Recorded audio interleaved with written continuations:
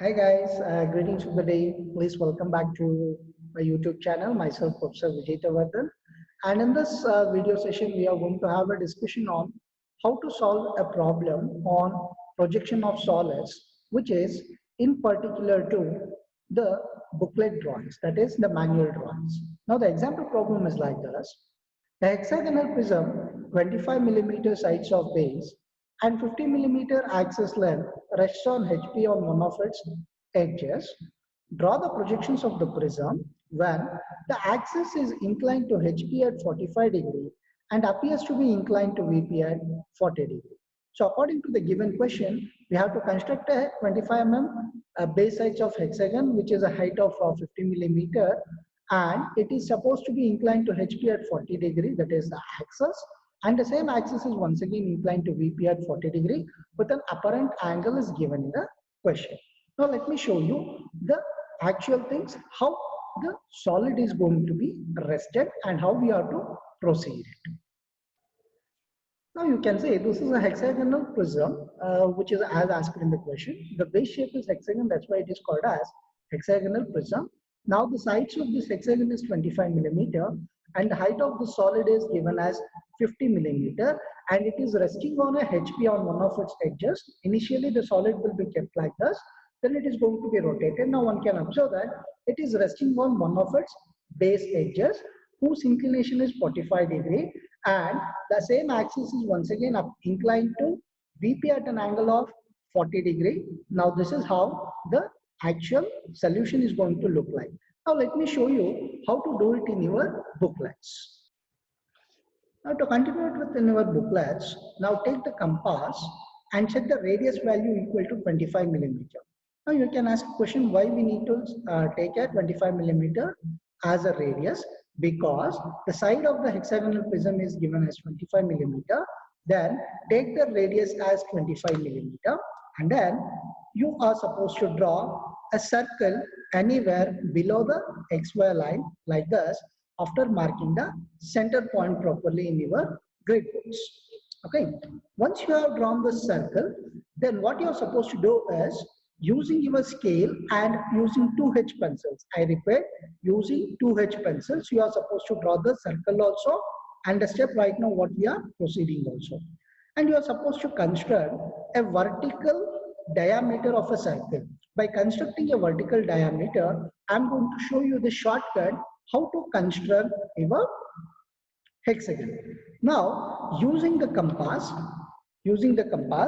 without changing the radius of 25 millimeter, which is already preset to draw the circle. Now, what you are supposed to do is, you are supposed to draw an arc like this. Now, again, without changing the radius, with the same point, draw one more arc on the other side of the circle like this. Now, in the same fashion, without changing the radius, keep the compass at the opposite corner of the circle and then without changing the radius, draw one more arc like this. On the other side also, with the same point, we are supposed to draw one more arc like this. Now you can see, in this circle, we have 6 points. Which are the 6 points? Now let me show you. Using HB pencils, now start connecting the respective endpoints. Now, a line from here to here, and again to here, and then to the here, and then to the here, and then to this point, and then to this point. Like this, you are supposed to draw the 6 edges. Now each edge will be at 25 millimeter length. Now this is how you are going to get the size of the 25 hexagon. Then you are supposed to show the dimension of the hexagon properly. Now after which you are supposed to complete the annotations like AA1, BB1, CC1, DD1, EE1, FF1 as well as OO1, which I am going to complete it and show it. And also by drawing the projectors, I am going to complete the top view properly. As now you guys can see that I have named all the longer edges as well as the base corners properly as AA1, BB1, CC1, DD1, EE1, FF1 as well as the axis portion OO1 by drawing one more diagonal to the hexagon. The intersection of that point is going to be called as axis position OO1 and we have drawn the projectors till the XY line. Now we know that the height of the solid is 50 millimeter. Now what you are supposed to do in your booklet is using HB pencils, whatever this longer edge we are going to get it, this longer edge has to be extended for a height of 5 boxes like this. Now in the same fashion from here also measure 5 boxes, and the position of the CC1 is also supposed to be extended for 5 boxes. And at the bottom we are supposed to complete the base, and at the top also we are supposed to complete the base. Now this completes the required front view but not the annotations. Now using the pencil complete the annotations as well as dimensioning. I'll complete it and show you the same things. Now you guys can see that the annotation part is completed. Now the hexagonal prism with respect to axis is inclined at an angle of 45 degree, but axis position what we have here, we cannot start with the axis. Henceforth, we are supposed to start with the base inclination. Now let me show you how to do it with respect to the base inclination. Now the base is inclined at an angle of 90 minus theta, that is 90 minus 45, because the inclination with respect to HP is given as 45 degree. With respect to that angle, we are supposed to rotate this base. Now, to rotate the base, what we are supposed to do is, we are supposed to relocate the position of the base edge, that is D1 dash and E1 dash properly on the XY line, keeping some convenient distance. Now, let me construct that D1 dash as well as E1 dash position on the XY line, and afterwards using a protractor, keep the protractor D1 dash and E1 dash. Now at this angle, at this side we are supposed to get an angle of 45 degree. Now after drawing a construction line like this at an angle of 45 degree, then what one has to do is, one has to take this reference, that is take the compass, measure the distance between D1 to B1. I repeat, measure the distance between D1 to B1 using the compass. That is, this value is supposed to be taken as a reference. Next, with D1 as the center, without changing the radius, one has to draw an arc over here, and this point is going to be called as B1 dash as well as A1 dash. Now in the same fashion, using the compass, measure D1 dash to D dash. You have to draw an arc here, and the length will be equal to B dash to B dash. With B1 dash, you are supposed to draw an arc here, and then get all the points and transfer the same image at a given angle of 45 degree. Now I'm going to complete the solution, and then I'm going to show it to you guys. Now you can see. Now you guys can see that.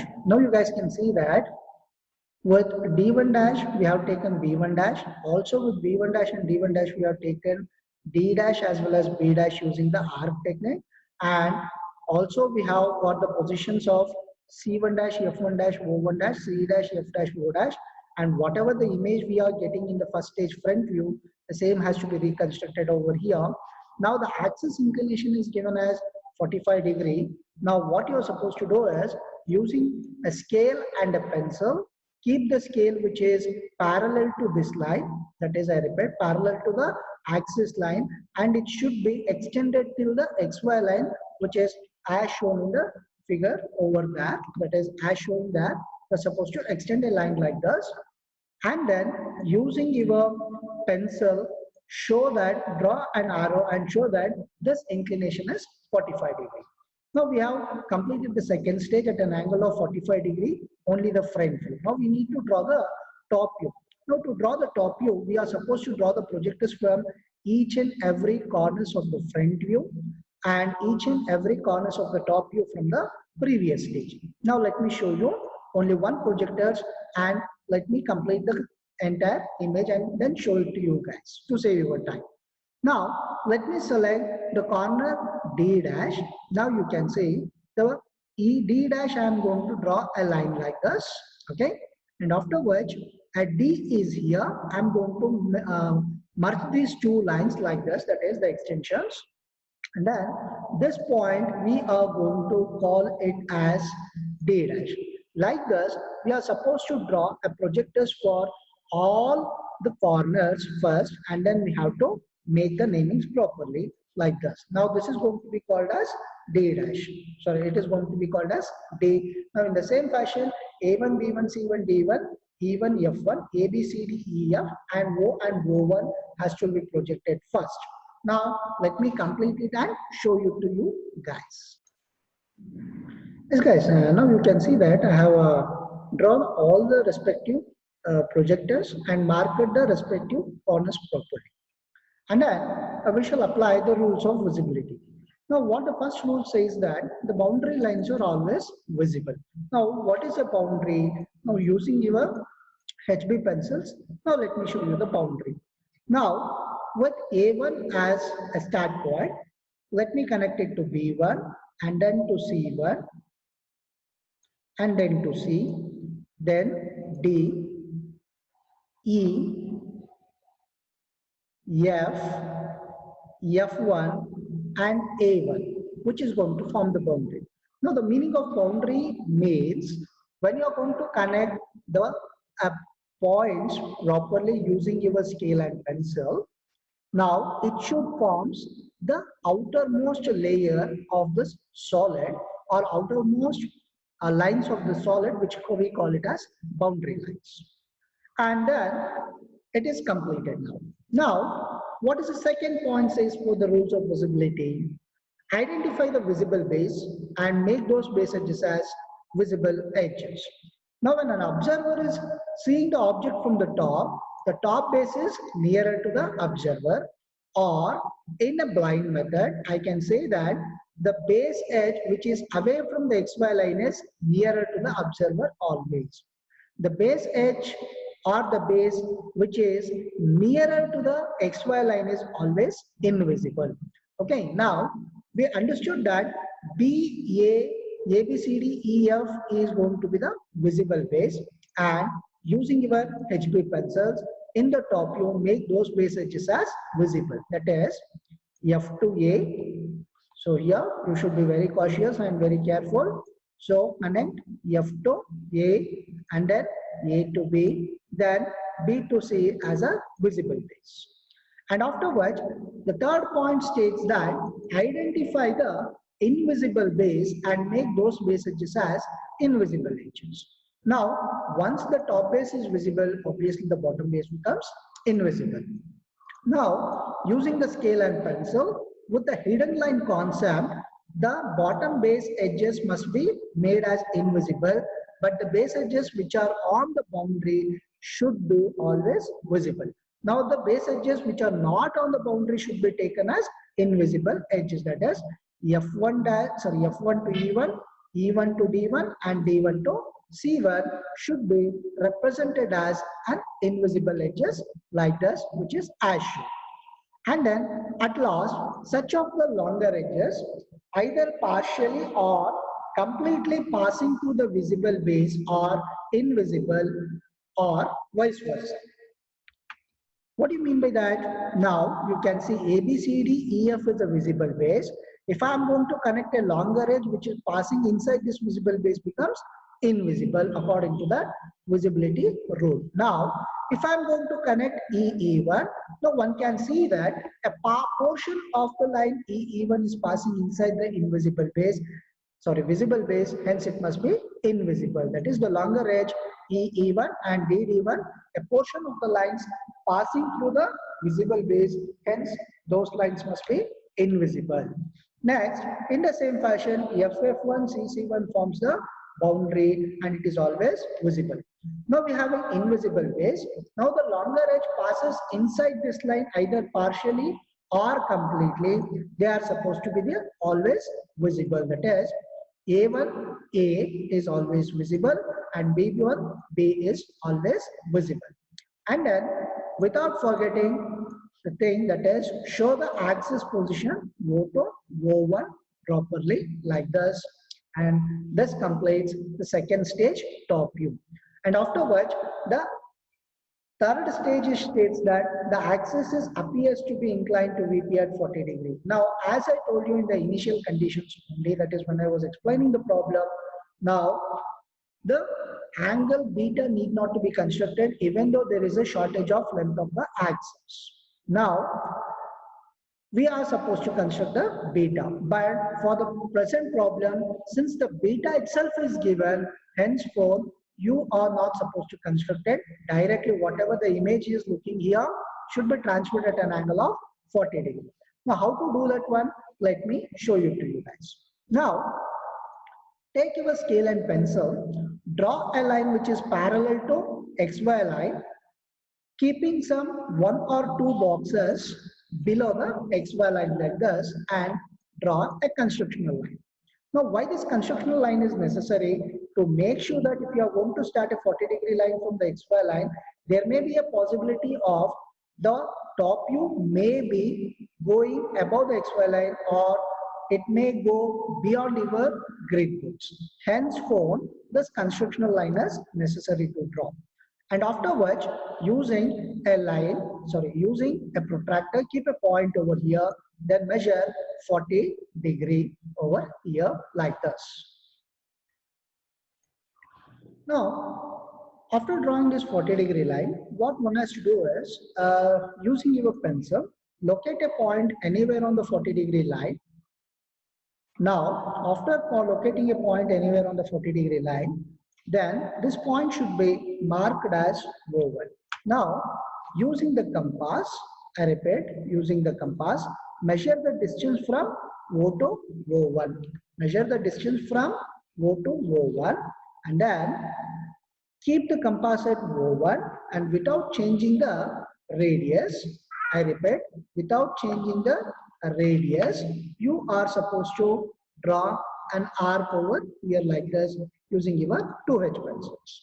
Now, to avoid any confusions, you can locate a point over there, and then this point will be called as the actual point O. And after marking these 2 points, now we have to take the remaining points like A1, B1, C1, D1, E1, F1, and A, B, C, D, E, F on this line at an angle of 40 degrees. For which I am going to show you how to transfer the image. Now, what you are supposed to do is measure the distance of O1 to A1. Measure the distance of O1 to A1 using the compass. And then, without changing that radius, with O1 as the center, draw an arc over here. Now, to get the exact position of A1, again measure the arc from the radius from O to A like this. Now, measuring this radius, keeping that compass at O, and without changing the radius, now you are supposed to draw an arc like this over here. Now, this point will be treated as A1. Now, in the same fashion, with respect to these 2 points or any other points which you have already obtained, transfer the remaining corners, which I am going to complete it and show it to you guys to save the time here. As now, you guys can see that I have already completed the required stage of top view, which is drawn at an angle of 40 degrees. Now, to continue further, we need to draw the front view. In this position, the top view has been reconstructed. Now, we need to complete the front view. To complete the front view, we need to draw the projectors from the top view as well as the previous stage front view. Now, let me draw one of the projectors starting from D. Now, vertically we have to project the corner D here like this, and we are supposed to connect the D to D properly. And then that point we are supposed to mark it as D dash. Now, this point we are going to mark it as D dash. Now, in the same fashion, we are supposed to draw the projectors completely, both vertically as well as horizontally, and we have to mark all the 12 corners and 2 axis position, which is going to be a time consuming here if I'm going to show you to the complete video. Now using this procedure you are supposed to complete it. Then I am going to pause this and I'm going to complete the complete projectors. Then I'm going to mark and show it to you guys to save the time. Yes guys, now you can see that I have marked all the necessary projectors by drawing the projectors, and then marking the respective corners is also finished. That is the bottom base corner as well as the top base corner, and the axis positions are also marked. Now according to the rules of visibility, we must complete the boundary lines first. Now using your HB pencils, first we shall complete the boundary. Now let me show you which is good the boundary. Starting with A1 dash is going to be the boundary. Then connect it to F1 dash. Then followed by E1 dash, D1 dash, and then D dash is supposed to be the boundary. And after D dash, it is going to be C dash, and then followed by B dash, then followed by A dash, and connected to A1 dash is going to be the boundary. And after completing the boundary, the observer will be at this position. I say that observer position will be here. Now, when the observer is here, the bottom base is nearer to the observer, whereas the top base is away from the observer. Or in the blind method, as I told you while explaining this problem, the base which is nearer to the XY line is invisible. The base which is away from the XY line is visible. In that way, the bottom base is visible. The bottom base has to be shown as the dark lines using your HD pencils like this. Now, the invisible base edges has to be shown as invisible edges.